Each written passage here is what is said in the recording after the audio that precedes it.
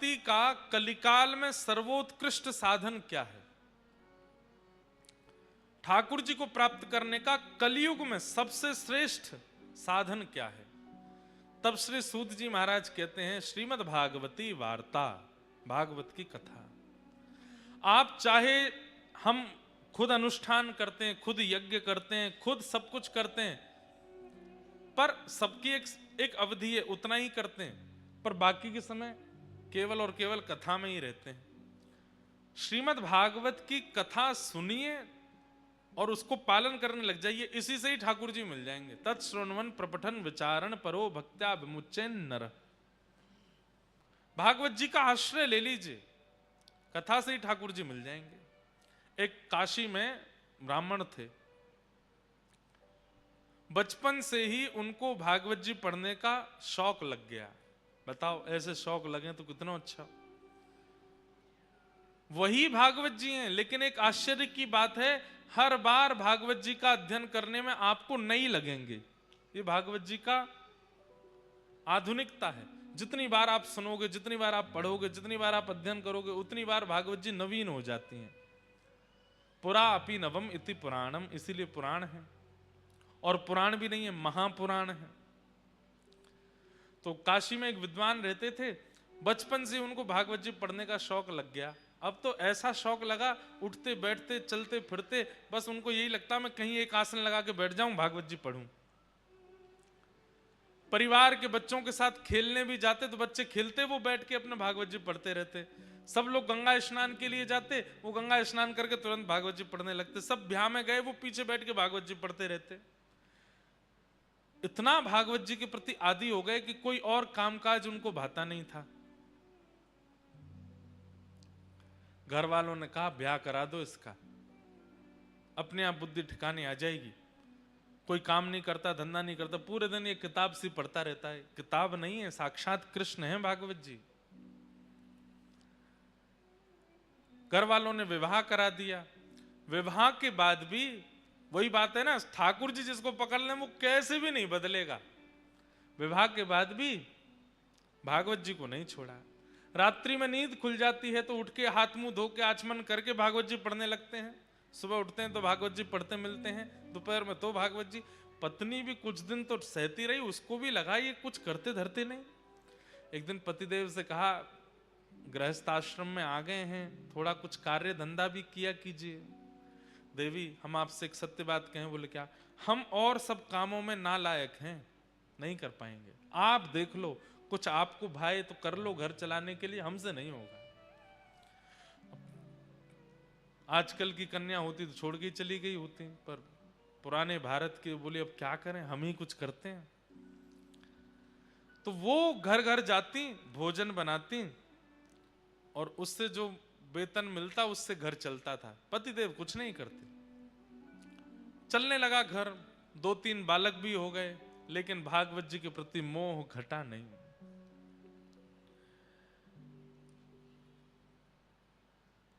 एक दिन कुछ संत आए घर में। अब इतनी कमाई तो होती नहीं थी पत्नी की, थोड़ी बहुत होती थी जिससे कि बच्चे और ये लोग प्रसाद पा लेते थे। आज का प्रसाद पा लिया, नया राशन शाम को लेके आना था बाजार से। उसी बीच में संतों की टोली आ गई। और प्राचीन भारत में संत जन बता करके पूछ करके नहीं आते थे, बस आ जाते थे। और द्वार पर आकर के बस प्रार्थना भी नहीं, द्वार पर आकर के बस कहते थे कि हम इतने संत हैं, हमारी व्यवस्था करो। अब घर उस समय के भारत के लोग पूछते भी नहीं थे, व्यवस्था करते थे। संत आए, संत आ गए, आकर के घर में बैठ गए। पत्नी ने प्रणाम किया, पतिदेव भी आए, प्रणाम किया दोनों ने। बोले भगवान बड़ी कृपा। बोले हम 12 मूर्ति संत हैं, अयोध्या से आए हैं काशी दर्शन करने। आपके घर के बाहर तुलसी वन देख करके, गैया देख करके हमको लगा कोई विप्र ब्राह्मण हैं, हम 12 संत प्रसाद पाएंगे, तैयारी करो। अब पत्नी दौड़ी रसोई में, पीछे से ब्राह्मण देवता भी आए, देवी बनाओ। बोले कहां से बनाए, सब तो खत्म हो गया, राशन लेकर के आना है। तो बोले 2 पैसा ले आए राशन। बोलो कहां से दें, सब खर्च हो गया इस महीने का। इस महीने की पगार अभी मिली नहीं, कल मिलेगी, फिर राशन आएगा, फिर बनेगा।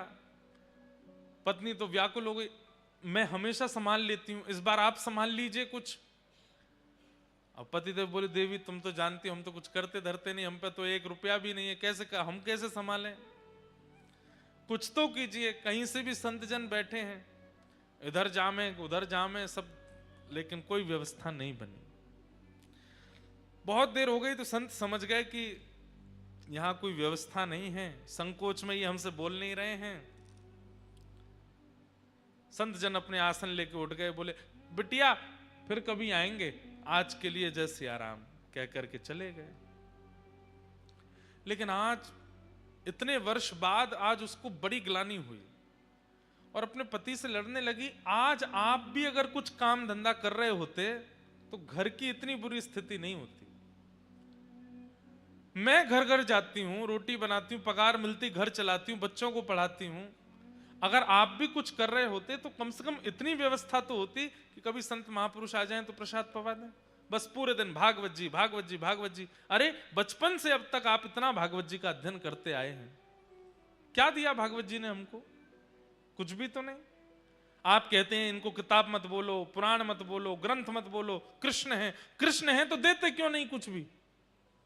इतना जीवन आपने समर्पित कर दिया, अपनी पत्नी का ध्यान नहीं रखते, बच्चों का ध्यान नहीं रखते, अपने पूरे खानदान का ध्यान आप नहीं रखते, पूरे दिन वो कृष्ण रूपी भागवत में लगे रहते हैं। क्या दिया भागवत जी ने हमको?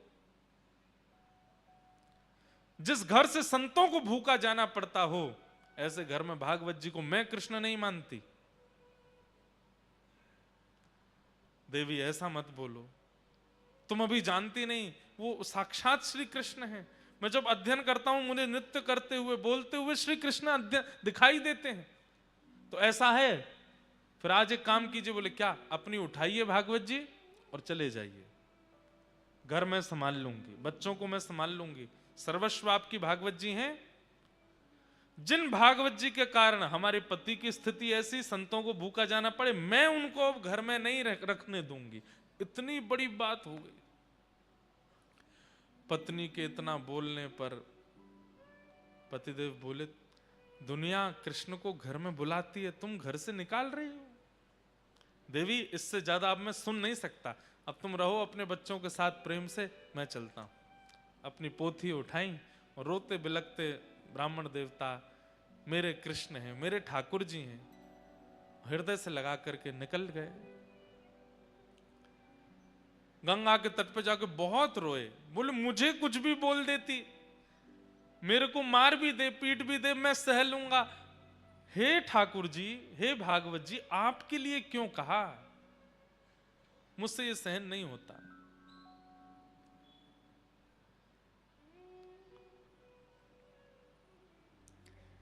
प्रबल प्रेम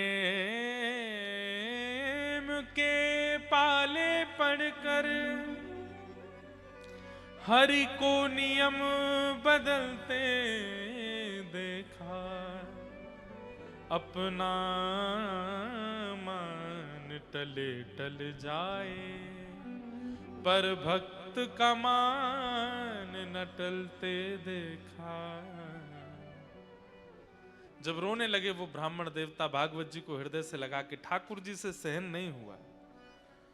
ठाकुर जी मन में विचार करने लगे, भैया ये 40-41 वर्ष के हो गए ब्राह्मण, और जब से इन्होंने होश संभाला तब से केवल भागवत जी का ही अध्ययन किया, भागवत जी का ही पाठ करते हैं, कुछ काम कुछ भी नहीं, सब कुछ मुझे अर्पित कर दिया, और आज भागवत जी के लिए 2 शब्द गलत सुन के घर से ही निकल गए। मैं जाऊंगा। और काशी में छोटे से गोपाल जी प्रकट हो गए, और प्रकट होकर के ऊंची धोती पहन करके, सिर पर बढ़िया स्वाफा बांध करके, और बढ़िया कजरारे नेत्र हैं ठाकुर जी के, हाथों में कड़ूला पहने हैं, पैरों में सुंदर पाजेब पहनी है, कमर में करधनी पहनी है, गले में कंठा और एक सुंदर बगनखा पहना है, कानों में छोटे छोटे सुंदर हीरे के मोती हैं। ऐसी अद्भुत छवि ठाकुर जी की, लेकिन अपने सिर पर डलिया लेकर के कुछ बेचने वाला व्यक्ति होता है, ऐसे बनकर के निकले।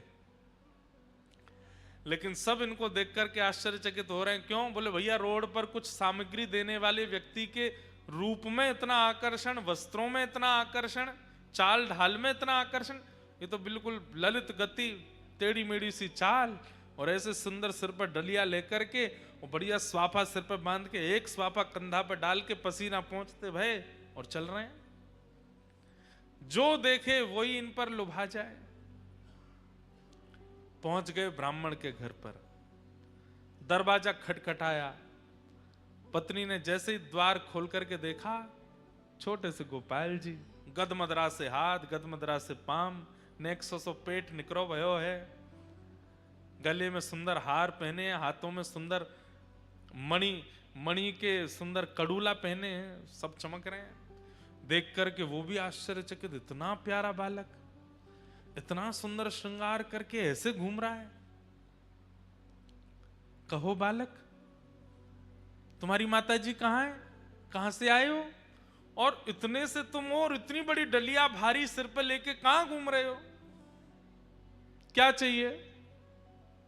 देखो, खाने पीने की वस्तु तो मेरे पास नहीं है, जल पिला सकती हूं। ठाकुर जी खड़े खड़े देख रहे हैं, और तुम इतने प्यारे हो, इतने सुंदर, माँ ने अकेले कैसे छोड़ दिए, कहां है तुम्हारी माता जी? तो ठाकुर जी उसको इशारा करते हैं, हम पे बोलना नहीं आता। अच्छा गूंगे हो? ठाकुर जी बोले, अच्छा गूंगे हो, कुछ लिखने को दूं, लिख के बताओगे? बोले हाँ। लिखने के लिए कुछ दिया, तो ठाकुर जी उस पर लिख रहे हैं। क्या लिखे? बोले, आपके पति जो हैं उनका मैं सेठ हूं, आपके पतिदेव का मैं सेठ हूं, वो मेरे यहां पर गुप्त नौकरी करते हैं और बचपन से मेरे यहां नौकरी कर रहे हैं, आज तक अपनी पगार नहीं लेकर के गए।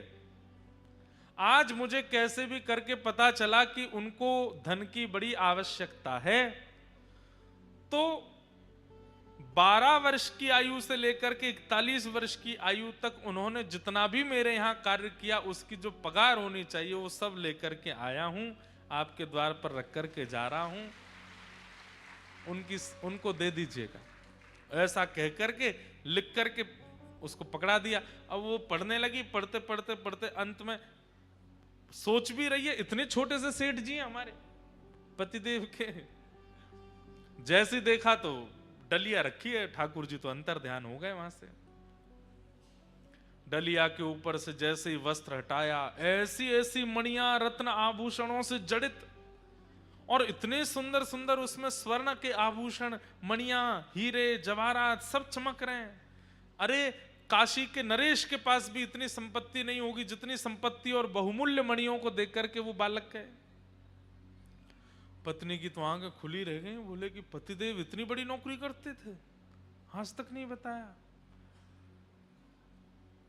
डलिया उठाने लगी तो उठी नहीं, बच्चों को बुलाया, 3-4 बच्चे स्वयं लगे तो जैसे तैसे खिसका के भीतर लाए। इतनी धन संपत्ति देख करके पत्नी तो बड़ी व्याकुल हो गई। छोटे वाले बालक को भेजा, जाओ पिताजी को ढूंढो, गंगा के तट पर होंगे, उनसे कहो जल्दी हमें लौट करके, माँ ने बढ़िया पकवान बनाए हैं घर में। बालक दौड़ा दौड़ा गया तो वहां पर भागवत जी का पाठ कर रहे थे, अश्रुबिंद गिर रहे हैं।